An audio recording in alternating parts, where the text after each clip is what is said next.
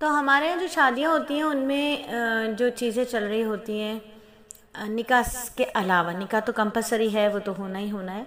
निकाह से पहले जो एक मामलात चलते हैं, लड़की देखने जाना, लड़का देखने जाना, रिश्ता तय हो गया, मंगनी, छोटी मंगनी, छोटी मंगनी के बाद फिर एक बड़ी मंगनी, बड़ी मंगनी के बाद ईदी आएगी, ईदी जाएगी, बकरीद करीब आ गई तो बकरीद पे गोश्त की बोटियाँ जाएँ, रान जाएँ, बकरे जाएँ, वो एक दीगर है। फिर शादी करीब आई, हॉल की बुकिंग के साथ साथ घर में तारीख़ का एक रस्म चलती है, तारीख़ लेकर जाएंगे, तारीख़ लेकर आएंगे, लड़की वाले जाएंगे कि लड़के वाले आएंगे, वो चलेगा। उसके बाद ढोलकियों का एक रिवाज चलेगा, हर महीने हर सैटरडे ढोलकी बजना शुरू हो जाएगी।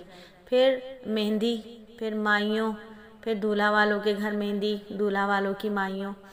फिर शादी से एक रात पहले रत जगह, जिसमें गुलगुले बनेंगे, जिसमें कड़ी बनेगी, कड़ी चावल बनेंगे, उसमें लड़की का जहेज़ आएगा, अगर लड़की वालों का घर है तो यहाँ से जहेज़ जाएगा।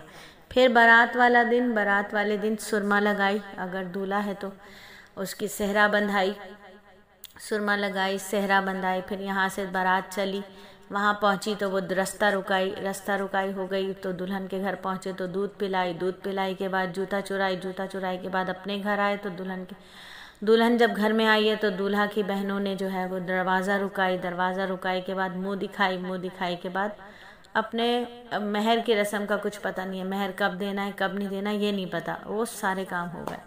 उसके बाद सुबह नाश्ता आएगा, नाश्ता आया, अच्छा हाँ ब्राइडल शावर में भूल गई, एक अभी रस्म ब्राइडल शावर भी होने लगी है।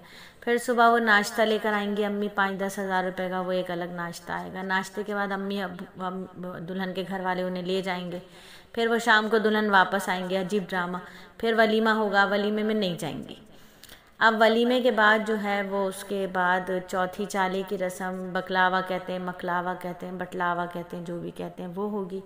उसके बाद जी फारिग हुए उससे तो भाई अब दावतों का एक सिलसिला ना ख़त्म होने वाला। जिसने नहीं की उसके लिए डांट फटकार और जिसने कर दी उसके लिए भी 10,000 खराफात। चलो भाई दावत हो गई। दावत के बाद अब आ गया बेबी शावर।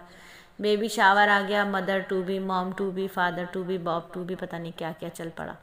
चलो भाई ये हो गया। अब बेबी की शॉपिंग होगी, अब बेबी की शॉपिंग होगी, पिंक कलर की होगी कि ब्लू कलर की होगी, अब ये सब कुछ चलेगा। फिर वो कमरा सजेगा बेबी का, अब है या नहीं है, ये सब कुछ हो रहा है।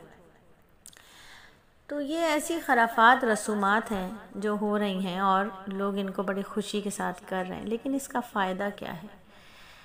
इसका फ़ायदा क्या है? उस फ़ायदे और नुकसान तक जाने से पहले हम कुरान को देखते हैं, कुरान हमें क्या बताता है और कुरान हमें क्या कहता है।